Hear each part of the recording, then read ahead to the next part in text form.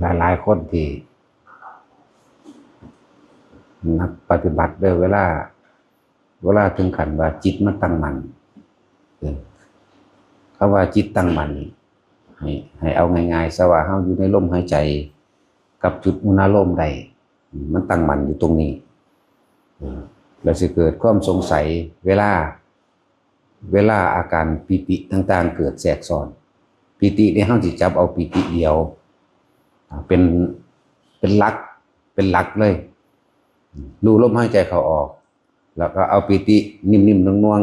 ๆตึงๆนึบๆอยู่ระหว่างการคิ้วกับหน้าผากกับพ่อให้เอาแค่นี้นั่นเอิ้นว่าเรียกว่ามีอารมณ์ที่เป็นหนึ่งคำว่าอารมณ์เป็นหนึ่งจิตแปลว่าหรือบางที่ก็ใส่คำว่าเป็นผู้มีจิตหนึ่งเป็นผู้มีจิตหนึ่งสำคัญสุดหลักหรือมั่งนี้แหละจิตหนึ่งหรืออารมณ์อันเป็นหนึ่งตั้งอยู่ให้เป็นเครื่องอยู่ของความรู้สึกของเฮาเองความอยู่ของจิตเครื่องอยู่ของความรู้สึกเนี่ยให้มันใจอยู่ตรงนี้ต่อมาบัดถ้ามันตั้งมั่นแบบนี้แล้วบางครั้งก็มีอาการขนขิ้งลุกวื้อเบิดตัวก็มีเฉพาะท้ายถ้อยหรือก็งอนก็มีบนหัวก็มีหลายคนที่ถิ่มความสงสัยบ่ได้อย่าไปเก็บไม่คิดว่านั่นคือหยังเกิดจากหยังดีหรือร้ายผิดหรือถูกให้แค่รู้สึกตัวซื่อๆมันซ้อนกันมาบ่ซั่นคำว่านิวรณ์เนี่ยนะคือความลังเลและสงสัยนิวรณ์ลังเลสงสัยคำว่านิวรณ์ข้องคาลังเลสงสัยข้องคาเกี่ยวของหยังอย่าไปดึงมันเข้ามาเกี่ยวเรียกว่าให้แค่รู้สึกตัวซื่อรู้สึกตัวว่าขนขี้ลุกลมเป็นหลักเด้อลมเป็นหลักอยู่แล้วให้มีความรู้สึกตัวในลมเข้าออกกับระหว่างตึงๆหน้าผากหรือนิ่มน่วงหน้าผากก็แล้วแต่อันอื่นๆมันสิมาพาแทรกซ้อนกันมาดอกทิมบ่เป็นจะไปหูจักซื่อมันเห็นหยังจะไปว่ามันนั่นนี่เห็นหยังอันความสงสัยตัวนั้นแหละเป็นตัวของตัวข้าบ่ให้เขาถึงความสงบใดความสงบบ่ต่อเนื่องว่าไงความสงบบ่ต่อเนื่องที่บ่ต่อเนื่องอะไรก็ว่ามันบ่ไปถึงไหนมันบ่ได้ไปถึงไหนดอกแต่ความสงบเฮาเองบ่ต่อเนื่องป่านนี้มีการโยกการสั่นโยกก็โยกนิ่มๆดอกโยกเนี่ยยกซ้ายยกขวายกหน้ายกหลังจังซี่ก็สิมีความสงสัยอีกนั่นแปลงซั่นเด้จังว่าแค่ผ่านนิวรณ์ใดมันก็เลิศแล้วเดี๋ยวนี้อันทุกอย่างที่ปฏิบัติมาทั้งเบิดนิวรณ์ก็โตกิเลสคักๆล่ะนิวรณ์ก็ดีมันเริ่มต้นด้วยกามฉันทะกามนิวรณ์นั่นแล้วก็ไม่มีกิจฉาเป็นสั้นแล้วก็ปฏิฆะแปลว่ามีความอาฆาตแค้นหรือบ่พอใจอันใดอันหนึ่งลังเลสงสัยงุดหงิดอึดอัดแล้วก็คิดฟุ้งซ่านไปตัวที่ประเด็นนั้นทำให้จับหลักเดียวเป็นผู้มีจิตหนึ่งที่เพ่งอยู่ในอารมณ์ที่เป็นหนึ่งเรียกว่าจิตตั้งมั่นล่ะตัวนี้เอาแค่รอกๆนี่เด้มันบ่ได้ลึกแล้วมันก็บ่ได้ตื่นมันอยู่พอดีปานกลางซำนี้นั่นที่โยกที่สั่นก็รู้สึกตัวแค่ว่าโยกว่าสั่นนั่นคือขนขิ้งลุกขนหัวลุกก็รู้แค่นั้นเองคืออย่าเอาความคิดเข้าไปอย่าไปคิดหาเหตุผลกับมันนะอย่าไปคิดหาเหตุผลแล้วก็ไปสรุปผลดีหรือร้ายบ่ต้องนั่นแหละตัวลั่นยังดีที่สุดยังยอดเยี่ยมเลยล่ะนิวรณ์ห้านั่นแหละลั่นบ่ให้ตั้งในความตั้งมั่นไปบ่ว่าสิเป็นแสงพิบๆแพบๆก็สร้างมันหรือมีคนคล้ายๆเวลาสิสวดมนต์เวลาสิทำสมาธิโดยท่านั่งหรือท่าหลับตาหรือสวดมนต์ยืนเดินนอนนั่งนั่นแหละอาจจะคือเห็นอีหยังอะไรอันหนึ่งแวบผ่านหางตาไปมั่งหน้าไปมั่งคือในลักษณะที่เฮาบ่ได้ตั้งใจเบิ่งมันนะคือมันแวบไปแวบมานี่ก็บ่ต้องไปสนใจว่าคือไผคือหยังบ่ต้องไปสงสัยดอก นั่นแหละส่วนมากคนที่มาของค่าอยู่แค่ซ้ำนี่แหละบ่ได้หนักบ่ได้อีหยังมากมายเลยของอยู่นี่แหละเกี่ยวอยู่นี่อยากฮู้ซื้อมันคือหยังร้ายหรือดีไปนี่นะเนี่ยมันก็ให้เกิดอารมณ์พอใจกับไม่พอใจสองอย่างมันจะเกิดอารมณ์นี่แหละว่าเจ้าสิคิดสงสัยหนึ่งแบบว่าเลยรำคาญเลยงดหงิดเลยอึดอัดเลยบ่ตั้งมั่นโดยนานๆกำลังจิตได้บ่พอกำลังสัมผัสที่พลังงานเลยบ่พอก็ว่าได้เป็นนักสั่นเพราะมันถือลังไว้ก็ตะของได้เป็นผู้ไปคิดเอาเขามาสงสัยเอาเองโยกก็ให้รู้ว่าโยกใส่ความรู้สึกหยุดได้โยกหน้าโยกหลังขนขิ้งลุกก็แค่ให้รู้สึกแต่ว่าขนขิ้งลุกบ่ต้องไปหาซื้อมันจะไปถามว่าคือหยังเกิดจากหยังเป็นหยังรายละเอียดนั่นแหละคำว่านิวรณ์แปลว่าความลังเลความสงสัยความของเกี่ยวเป็นตัวรั้งอย่างดีเลยสิไปภาษาหยังกับพวกนี่ขนาดนอกๆเลยหรือว่าบางที่เขาเห็นนิมิตต่างๆอันเกิดขึ้นเป็นเรื่องเล่าเป็นเรื่องนั่นแหละจบเป็นเรื่องเป็นเหตุการณ์ไปยังสินะก็บ่ต้องไปนำมาคิดสงสัยอย่างมันดอกบ่ต้องไปหาสรุปผลว่าผู้ใดคือผู้ใดเจ้ากรรมนายเวรบ่ผีบ่หรือเป็นญาติเฮาบ่นั่นนี่แล้วก็เป็นเรื่องได้บ่นี่นี่แหละพวกนี้สิตกหลอกมากที่สุดพวกว่าไปเห็นนิมิตจังซั่นสิผู้นี้เคยเกิดเป็นญาติกูผู้นี้เคยเกิดเป็นลูกเคยเกิดเป็นผัวเคยเกิดเป็นเมียนำคิดค้นหากันได้บ่นี่โอ้ออกไปบักใหญ่เด้น่ะไกลสุดกูเลยบัดนี้บ่ได้ต้องไปแก้ต้องไปปรับภพภูมิต้องไปซอยเหลือเขาให้พ้นจากมังหันมังนีถึกหลอกเบิดเด้อถึกหลอกนั่นแหละนิวรณ์เครื่องลังเครื่องกังวลเครื่องข้องเครื่องคาเครื่องบ่ทำให้เกิดความสงบได้ทำให้จิตบ่ตั้งมั่นได้ทำให้จิตไม่มีอารมณ์ที่เป็นหนึ่งนั่นแหละพวกนิมิตหลายๆนะเราอย่างหนึ่งก็คือพวกคิดมากปราสาทกับแมนนั่นละบาปจากบาละทิมให้โลดการละเนี่ยบ่แมนว่าไปคิดเพื่อจะให้เหตุผลเรารู้แล้วสิหายสงสัยบ่ยิ่งเป็นการเคยชินหนักไปกว่าเก่าอีกรู้แล้วปุ๊บเรื่องไม่เกิดไปนำหาให้มันสรุปได้อีกเรื่องไม่เกิดไปเรื่อยได้มันเกิดไปเรื่อยได้อันนิมิตหรือเรื่องเล่าต่างๆเป็นเหตุการณ์เป็นบางเหตุการณ์มั่งเป็นเรื่องสรุปเลยก็ได้เป็นบางเหตุการณ์มั่งเป็นขันเป็นตอนมั่งเขานั่งบางอย่างก็เกิดเป็นคือจังเฮาเบิ่งหนังเป็นจบเรื่องบางอย่างก็เป็นตอนซื่อเฮาไปข่อมไปค่ายหยังจังว่ามันบ่ได้ต่างจากฝันอดีตคือความฝันเข้าใจบ่ล่ะก็ฝันน่ะตื่นขึ้นมายังมาฝันทั้งที่ยังตื่นอยู่พร้อมบัดนี้นี่ลึกล้ำเข้าไปอีกพิมพ์ให้เบิดเพราะว่ายังกำลังมันบ่พอว่าเฮาจ้องหน้าจ้องตาตั้งแต่สิหาคำตอบอยากว่าสิไปหาแต่คำตอบว่าคือหยังแต่มันรู้ซื่อมันแล้วได้คำตอบสรุปผลลงได้แล้วทุกพวกเจ้าหายไปบ่พวกเจ้าก็ไปค้นตัวใหม่ขึ้นมาใหม่คือเก่านั่นแหละนั่นคือโดนหลอกเข้าใจบ่ถูกหลอกไม่ให้จิตตั้งมั่นบ่ให้เกิดมีกำลังจิตบ่มีกำลังเลยบ่รู้ท่านอุปทานเด่นบ่รู้ท่านอุปทานที่มันลึกๆอยู่ในตนเองนั่นแหละคำว่าอุปทานสิ่งที่เคยยึดมั่นถือมั่นเอาไว้ในความเห็นแต่ของในสิ่งที่เคยได้ยินได้ฟังมาในสิ่งที่ตัวเองพอใจนั่นแล่นเข้าหานิวรณ์ตัวกามฉันทะเลยบอกว่า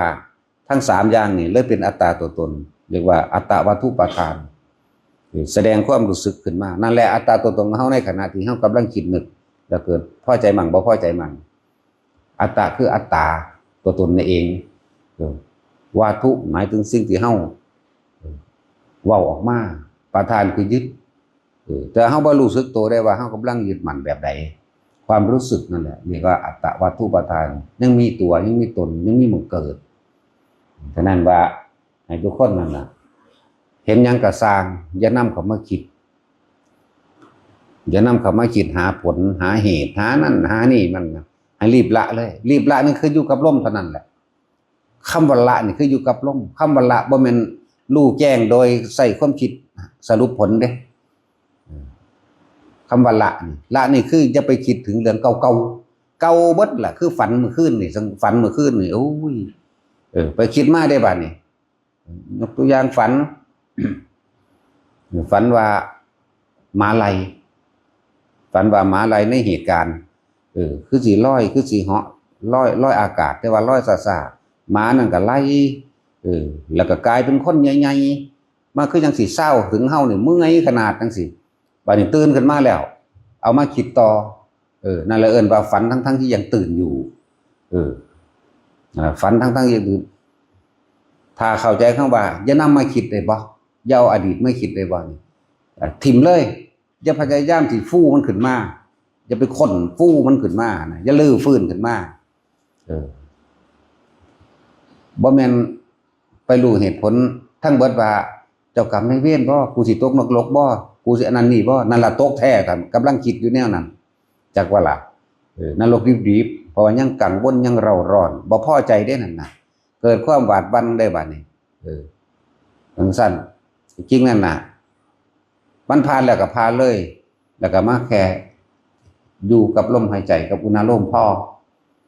ถ้าพวกเจ้ามีตัวนี้กำลังพอแล้วมันสิละเอาเองดอกบ่แม่นเฮาไปละด้วยกันไปรู้ซื่อมันไปสรุปผลมันได้เด้บ่แม่นไปรู้ซื่อมันสรุปผลมันได้ในเรื่องราวและเหตุการณ์ต่างๆภาพนิมิตฝันแสงสว่างพิบๆแพรบๆพี่ให้เข้าใจตัวนี้ตัวความรู้มันแท้นั่นเวลาใดก็ช่างที่เราหยุดคิดนึกปรุงแต่งแสวงหาในความอยากได้อยากเป็นนั่นแหละมันละแล้วมันดับหมดเลยพี่เห็นทุกสิ่งทุกอย่างว่าเป็นอนิจจังอนัตตาอันนั้นเป็นแค่เครื่องขวากน้ำที่จะต้องผ่านเครื่องขวางมาเด้ถ้าสิสรุปจริงมันสรุปเลยดิสัมมาทิฏฐิคือความเห็นตามความเป็นจริงแล้วเป็นจริงคนเฮาแต่บ่คิดบ่นึกอีหยังมันบ่เกิดนี่เนาะนี่คือสรุปแล้วสรุปได้อยู่แต่สิเฮ็ดได้จริงหรือบ่จริงต่างหากเฮ็ดได้หรือบ่ได้นี่อยู่ที่ลมหายใจบอกว่าทุกคนเป็นผู้มีจิตหนึ่งที่เพ่งอยู่ตั้งอยู่ในอารมณ์ที่เป็นหนึ่งลมหายใจนี่กับอุณหภูมิพ่ออันส่วนเรื่องเล่าต่างๆที่มันผ่านมาเนี่ยอย่าไปนำมาคิดภาพฝันก็จะนำมาคิดขนขิ้งลุกอย่างอื่นก็จะนำมาคิดโยกสันทรายก็จะนำมาคิดแต่มันรู้สึกอยู่ดอกพวกเจ้าสิเฮ็ดให้มันหาเหตุผลหยังเหตุนั่นแหละผลคือพวกเจ้ายังกังวลยังของยังฆ่านั่นเองทิมความสงสัยให้มันได้คำตอบแล้วก็สร้างเด้แชมป์มันชิ้นเฮ็ดให้เฮาอันยังก็สร้างกูต้องรู้ให้ได้คำตอบเรื่องนี้แล้วก็ไปหาคำตอบเรื่องใหม่อันใหม่ความรู้สึกใหม่ขนลุกวื้อขึ้นมาขนลุกเนื้อหนังกระตุกขึ้นมาแม่นหยังเกิดจากหยังต้องให้ได้คำตอบบ่ซั่นกูบ่ยอมอันนั้นแหละว่าพวกเจ้าข้ามบ่ได้นั่นแหละนิวรณ์แปลว่ากังวลสารพัดนึกเลยต้องรู้ให้ได้ที่จริงเขาละความเห็นทั้งเบิดเด้เวลาใดก็ถ้าเฮาถิ่มความคิดบ่ได้ยังมีคิดเกิดคือเก่าเอาง่ายๆเลยนั่นละอสังขตธรรมแปลว่าไม่สังขะแปลว่าสังขารไม่คิดนึกปรุงแต่งหยุดคิดให้ได้ในสิ่งทั้งหลายทั้งปวงคำว่าธรรมอสังขตธรรมหยุดคิดนึกปรุงแต่งในสิ่งทั้งหลายทั้งปวงรวมเบิดเลยทั้งหลายทั้งปวงคือทั้งเบิดที่พวกเฮาสัมผัสกระทบมานี่ครับบ่ว่าสิฝันบ่ว่าสินั่งเห็นนั่งเห็นกับฝันนั่นแหละเทียบเอาง่ายๆโลดฝันบ่มีสติฝันนี่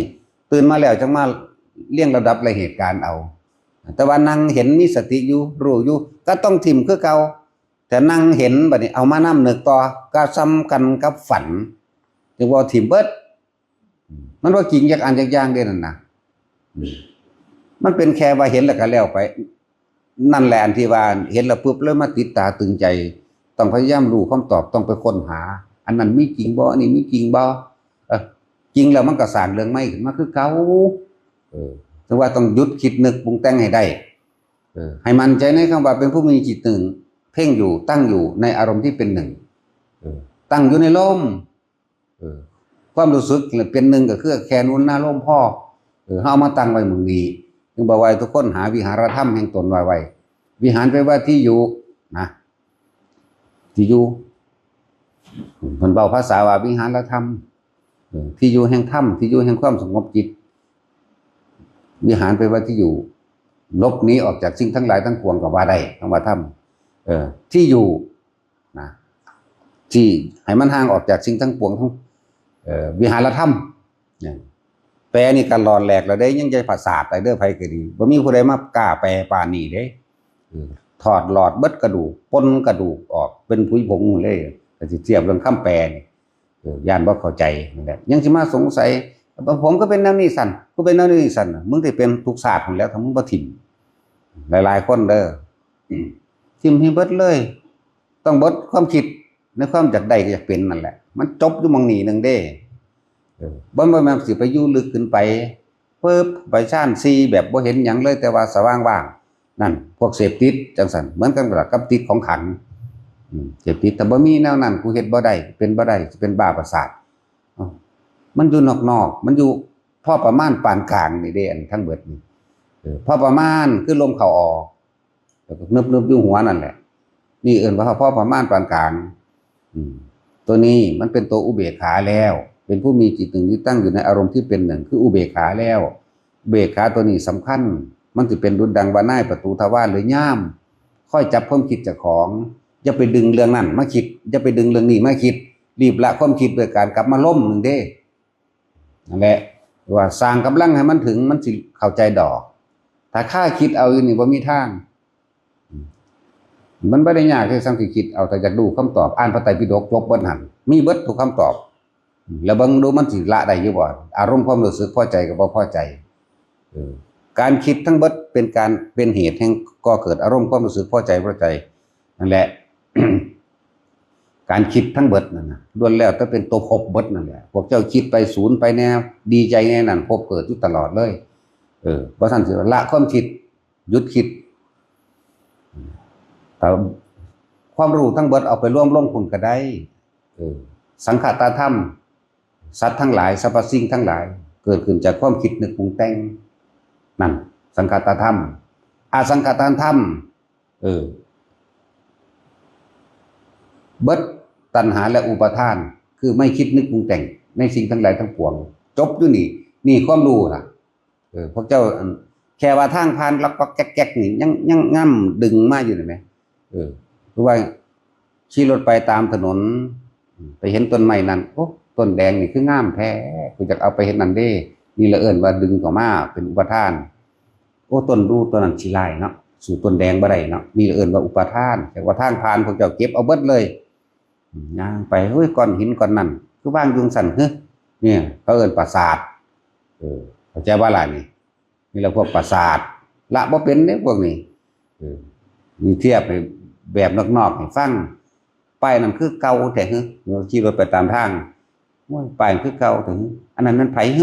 เราติดรูปพวกนั้นเขาโฆษณาอย่างเก็บเอาเบิดเลยจากวันนี้เกิดเบิดเข้าใจว่านั่นตายในแม่ตอนนั้นมันสิจักเองดอกมันสิสรุปเองดอกมันก็ไปนรกสรุปว่าไปนรกก็คือเก่าแต่เขาก็ไปเห็นใหม่เสาไฟก็แม่นหยังเนาะสายอุญุอาญะอยู่กับว่ากันเมียนตายตอนนั้นได้ไหมมึงสิได้ไปนรกมึงสิได้ไปจักนั่นแหละพวกปราสาทเป็นทั้งสั้นกระเทียบเอาตัวบันนี้กับทางในผลคิงลูกเวอร์คือเป็นแนวนี้เป็นอย่างนั้นกูต้องถามให้ผู้นั้นถ้าได้คำตอบแล้วมันก็ไปเอาหาคำถามใหม่จักว่ามันก็ไปหาคำถามใหม่มันจะเกิดขึ้นเรื่อยๆเพราะฉะนั้นคำว่าสิ่งทั้งหลายทั้งปวงคำว่าธรรมคือสิ่งทั้งหลายทั้งปวงเลยถ้ามันมีความเกิดขึ้นเป็นธรรมดาก็ดับเป็นธรรมดาแต่ของบ่ให้มันดับเพราะว่าเจ้าของไปดึงมันเข้ามาคิดมันเลยเที่ยวเกิดอยู่นั่นแหละต้องเลิกคิดมันจังบ่เกิดเฮ็ดจังได๋สิเลิกได้เลิกในลมนั่นแหละนี่คือวิธีของมันลมเท่านั้นเด้ลมบ่มีความคิดเด้คืออย่าลมแล้วบ่มีสมองบ่มีความคิดอีหยังซั่นนั่นแหละมันต้องละออกจากทุกอย่างละนี่เป็นแค่คำเว้าละจริงๆบ่มีคำเว้าบ่มีตัวเปรียบบ่มีตัวเทียบซะเลยโดยซ้ำไปนี่แค่บอกซื่อบอกวิธีมันอยู่ในลมนั่นแหละเอามันเคยเห็นลมนิ่งได้คักๆจักเทื่อนึงแล้วบ่ทุกคนเคยมีกันแล้วกันนาเนี่ยจังซี่ แต่ว่าหางไปจับเนื้ออื่นมันมาจับทางมันบ่ถือเพราะว่าไปจับอย่างอื่นเดี๋ยวก็เรื่องนั้นเรื่องนี้เกิดผู้พับพุ่นไปอยู่น้ำเรื่องอื่นๆนอกๆนั่นแหละจังว่าอยู่แค่นี้แหละถ้าเว้าตามพุทธเจ้าว่าเพียงแค่ปฐมฌานเป็นผู้มีสติรู้อยู่ในการลมหายใจเข้าลมหายใจออกเป็นผู้มีจิตหนึ่งที่เพ่งอยู่ตั้งอยู่ในอารมณ์ที่ติเป็นหนึ่งอันที่สองมันก็ยังว่าเหตุให้ก่อเกิดกำลังความคิดบ่เกิดแต่ว่าอุณาโลมเกิดเลยละความคิดออกไปแล้วยังแต่อันอุณาโลมก็ไปอยู่ในความรู้สึกอันอิ่มเอิบซื่ออันที่สามก็เหมือนกันมันอยู่แค่นี้มันอยู่แค่นี้แหละอยู่แค่ปฐมฌานเป็นผู้มีจิตหนึ่งที่ตั้งอยู่เพ่งอยู่อะไรจังว่าให้ทุกคนแค่อยู่กับลมหายใจนี่เข้าออกนี่ความรู้สึกนี่เกิดยังขึ้นก็เห็นมันซื่อๆได้บ่เดี๋ยวนี้นะยังเว้าอยู่ดูอยู่เห็นโดยบ่คิดได้บ่ถ้ามันกำลังสิคิดกลับมาลมแต่ทุกคนต้องฝึกทำให้บ่อยทำให้มากทำให้ชินเด้อยู่กับลมเนี่ยแล้วมันสิเป็นเอาเองซะด้วยซ้ำไปบ่คิดเลยเห็นเขาเห็นนั่นเห็นนี่ก็รู้อยู่ว่าเขากำลังตีกันฆ่ากันยิงกันมุนยุ่งก็สร้างพี่มันอยู่น้ำลมเฉยมันก็เบิ่งเฉยๆนี่แหมนะคำว่าว่างเฉยบ่ได้คิดหยังได้เห็นซื่อได้ยินเรื่องเล่าได้รู้ได้เห็นได้กินซื่อได้เฉยอยู่ความรู้สึกบ่เกิดอันโตนรองรับตัวเองนะนั่นแหละเอาตัวนี้มารองรับตัวเองยืนยันตัวเองเลยความรู้สึกพอใจแล้วพอใจบ่เกิดนี่ตัวรองรับนั่นแหละครับตัวเป็นเครื่องวัดตัวเองเจ้าจะรองรับได้สั่นหรือได้ยาวกันถ้าได้ตลอดไปก็เป็นพระอรหันต์เท่านั้นแหละคนที่ฆ่ากันไปปาดพ่อกันตายอยู่ใส่กระสังเรื่องเล่าของเขาเท่านั้นแหละมันบ่มีความรู้สึกในความหวาดหวั่นขันขามมันบ่มีแหมเป็นนักสั่นความรู้สึกนี่พอใจก็บ่พอใจหยังก็แล้วแต่มันก็เบิ่งอยู่หั่นจักบอกมันบ่มีชีวิตจักบอกนั่นแหละจังว่าจะไปสงสัยอันนั้นอันนี้หลายเที่ยวหาเก็บเอาไปเบิดว่าแต่เห็นหยังก็เก็บมาคิดได้ยินเรื่องใดก็เก็บมาคิดได้กลิ่นหยังก็เก็บมาคิดน้ำหอมหยังฮึเหม็นหยังฮึคือเหม็นแนวนี้ฮึนะอันว่าสั่นคนขิ้งลูกซื่อๆก็เก็บมาคิดวับแวบแค่ยังประสาทตาก็เก็บมาคิดแล้วเป็นประสาทใจต่อเลยประสาทตาหลับตาลงมันเป็นพิๆแพบๆนั่นน่ะแล้วบัดนี้เลยเป็นประสาทใจจักว่าล่ะมันเก็บมาคิดนั่นแหละตาหูจมูกลิ้นกายกระทบนั่นนี่เก็บมาคิดเดี๋ยวพอซ้ำนี่แหละหยุดคิดจังบ่เกิดเด้อหยุดคิดก็คือหยุดเกิดเท่านั้นแหละเท่านั้นแหละเพราะ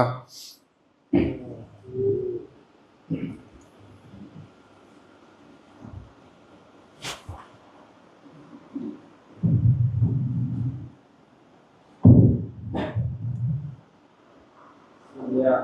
ถาวาริวหาปุราปริปุเรติสาเอวะ